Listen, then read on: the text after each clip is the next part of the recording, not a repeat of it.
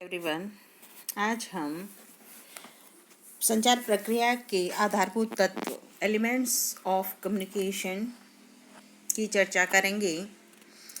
Elements of communication में सबसे पहले आता है स्रोत या प्रेषक या संप्रेषक, जिसको कहा जाता है। इसको इंग्लिश में द सोर्स, सेंडर या कम्युनिकेटर के नाम से जाना जाता है।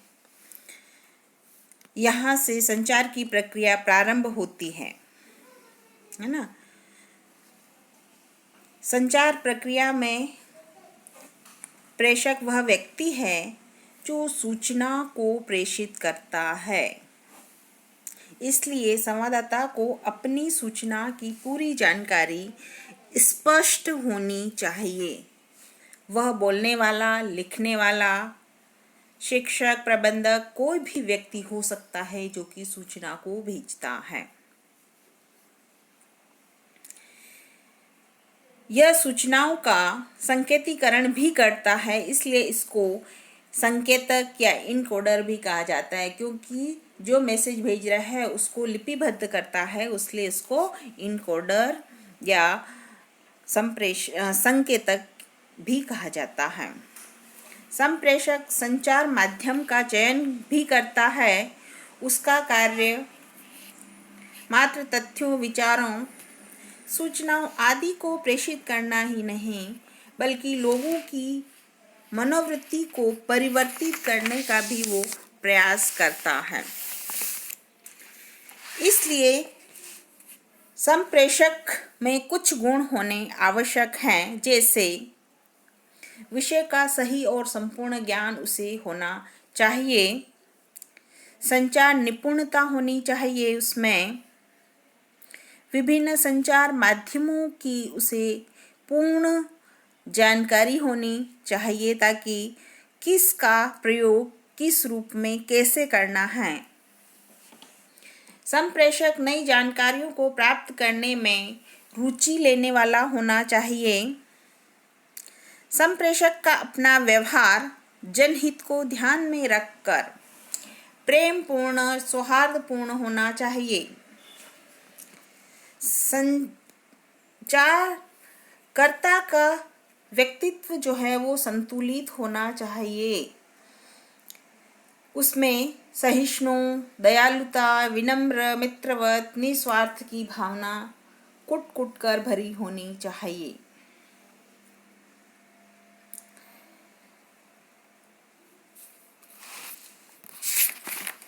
इसका दूसरा तत्व है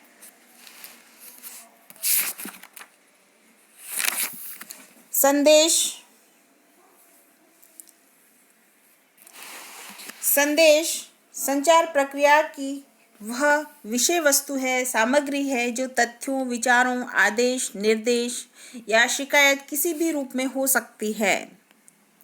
यानी मैसेज और कंटेंट इज इंफॉर्मेशन पैकेज, है ना। संदेश वह सूचना है जिसे प्रेषक अपने श्रोताओं तक इस ढंग से पहुंचाता है कि वे उसे समझें, अपनाएं और उस पर अमल करें। प्रत्येक संदेश के पीछे एक लक्ष्य निहित होता है।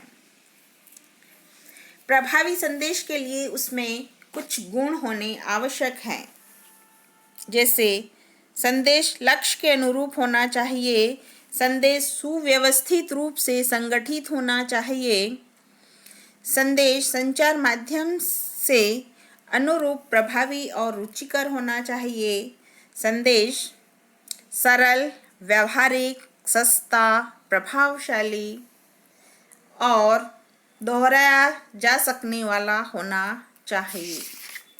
तो ये संदेश की महत्वपूर्ण आवश्यक गुण हैं जो उसमें होनी चाहिए।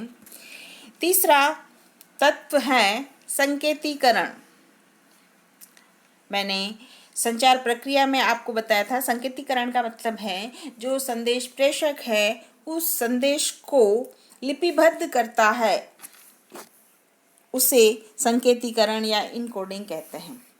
संदेश अदृश्य और अमूर्त होता है, अतः उसे स्वरूप प्रदान करने के लिए एक लिपिबद्ध किया जाता है। किसी भी संदेश को लिपिबद्ध करने में शरीर की भाषा प्रयुक्त की जाती है।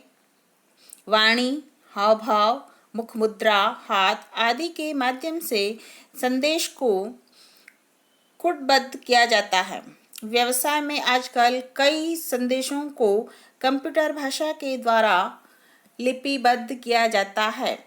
संकेतक को कई घटक प्रभावित करते हैं, जैसे संचार कौशल, अभिवृत्तियाँ, अनुभव, ज्ञान, वातावरणीय एवं सामाजिक सांस्कृतिक तत्व। संदेश प्रेषक द्वारा संदेश को भेजने से पूर्व उसे संकेतों में परिवर्तित करना ही संकेतीकरण कहलाता है। आप इसको ध्यान से समझना, क्योंकि कई बार छोटे क्वेश्चन में संकेतीकरण से आप क्या समझते हैं या इनकोडिंग से क्या समझते हैं क्वेश्चन पूछा जाता है। तो ये क्या है? संदेश प्रेषक द्वारा संदेश को भेजने से पूर्व उसे संकेतों में परिवर्तित करना संकेतीकरण कहलाता है। नेक्स्ट इसका तत्व है संचार माध्यम, कम्युनिकेशन चैनल। संचार प्रक्रिया में संचारकर्ता द्वारा चुने गए संदेश को किसी माध्यम के द्वारा संचार प्राप्तकर्ता तक पहुंचाया जाता है, जिसे संचार माध्यम कहा जाता है। माध्यम वह कड़ी है जो संदेश प्रेषक तथा संदेश प्राप्तकर्ता को जोड़ता है। संदेश का संकेतीकरण करने के बाद संदेश माध्यम का निर्धारण करना चाहिए, जैसे रेडियो, दूरदर्शन, टेलीफोन, किताबें, बुलेटिन, मीटिंग, समाचार पत्र और प्रदर्शनी आदि माध्यम हो सकते हैं। इनके अभाव में संचार की जो प्रक्रिया है वो संपन्न नहीं होती है।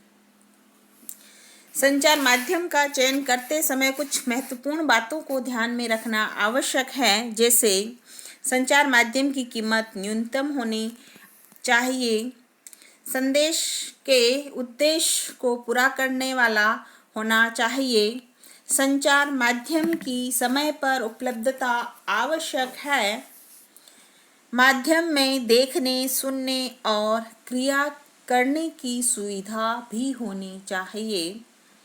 माध्यम संदेश प्राप्तकर्ताओं की संख्या, आयु, ज्ञान, आवश्यकता और रुचि के अनुरूप होना चाहिए। संचार माध्यम ऐसा होना चाहिए जिसमें कम से कम बाधाएं आने की संभावना हो। तो संचार माध्यम का चयन करते समय इन सभी बातों को ध्यान में रखना आवश्यक है। अगला तत्व है प्राप्तकर्ता, रिसीवर, जो कि संदेश को प्राप्त करता है। संचार प्रक्रिया में यह वह व्यक्ति होता है जो संवाददाता से सूचना प्राप्त करता है।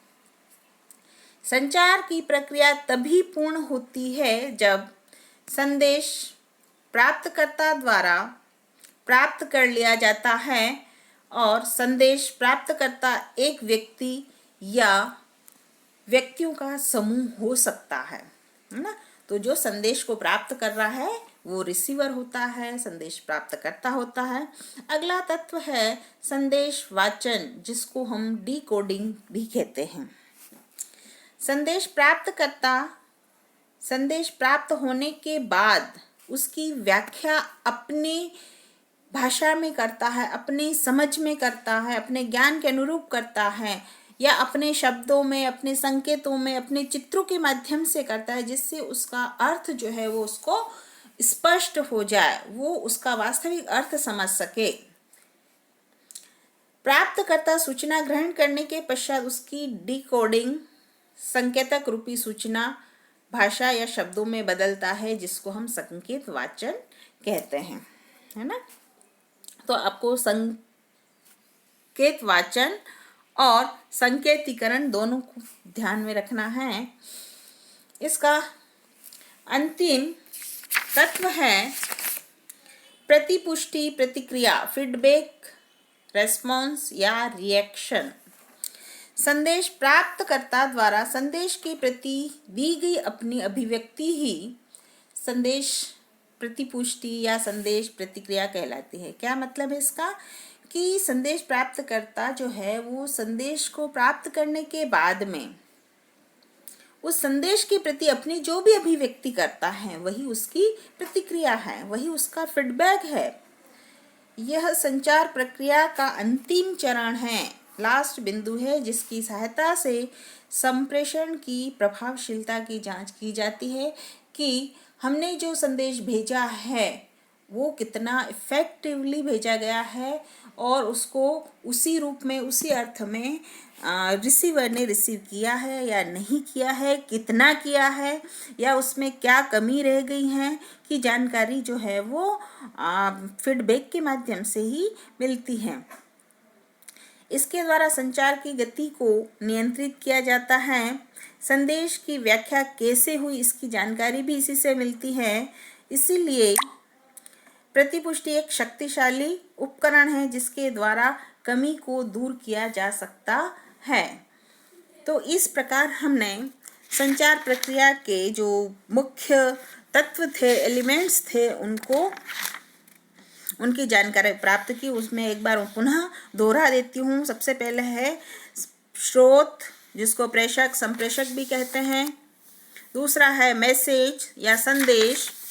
तीसरा है संकेतीकरण, इनकोडिंग। चौथा संचार माध्यम, कम्युनिकेशन चैनल। पांचवा प्राप्तकर्ता या रिसीवर। छठा संदेश वाचन या डिकोडिंग। और सातवां और अंतिम जो है वो प्रतिपुष्टि, प्रतिक्रिया या फीडबैक, रिएक्शन है। तो ये जो हैं वो संचार की प्रक्रिया के जो मूल तत्व हैं। Thank you everyone.